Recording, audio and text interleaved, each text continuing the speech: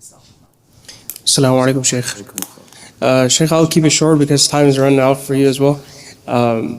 So I have two questions. The first question is that, like a lot of the Islamic centers around, you see like a concept of like mixed gatherings these days and a lot of women speakers.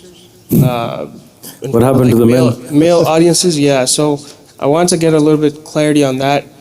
So that was my first question. And then the second one I'll tell you later. How many of you speak Urdu?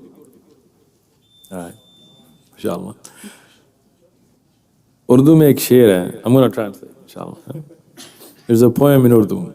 I'm sure, I'm not good Urdu, right? But those of you that are better than me probably know the poet, I don't really care. But when the British came to India, and the Muslims at that time were strong on hijab and things, and then the influence of the British came and the women started taking the hijab off.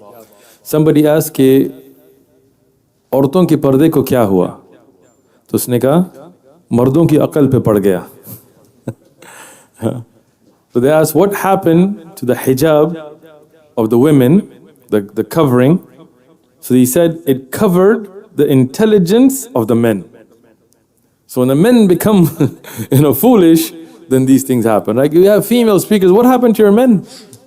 You don't have male speakers that can speak, right?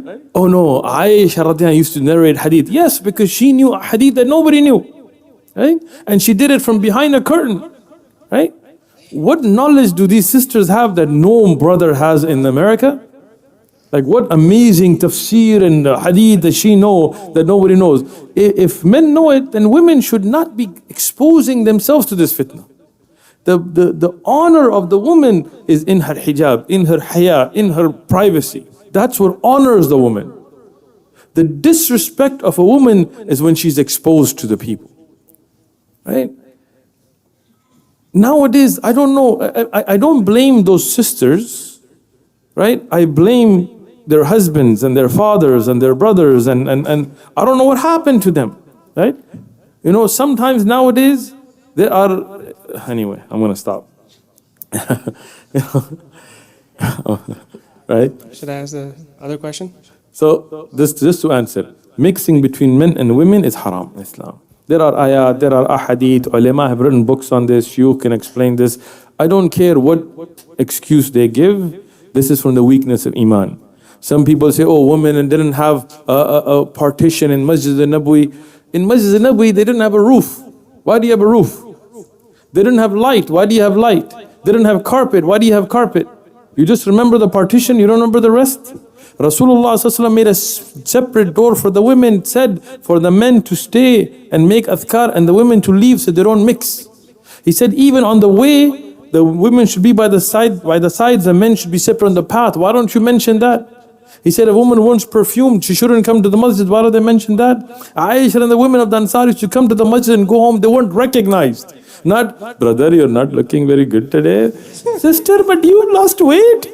I love the new lipstick. Like, this is, you're playing with the deen. Don't play with it. Look, look, why do you want to show somebody your wife? From the three that are not forgiven on the day of judgment is the youth. And some, brother, say hi to my wife. What? What's wrong with you? Right? So may Allah protect us. May Allah keep us steadfast. If a woman has some special knowledge that nobody has and she has to share it with the proper Islamic etiquette, fine. But to get women sitting in the men's musalla and young teenage guys are sitting around and she's joking with them, this is haram. I'm sorry. It's not my opinion. Naqlan an al-ulama.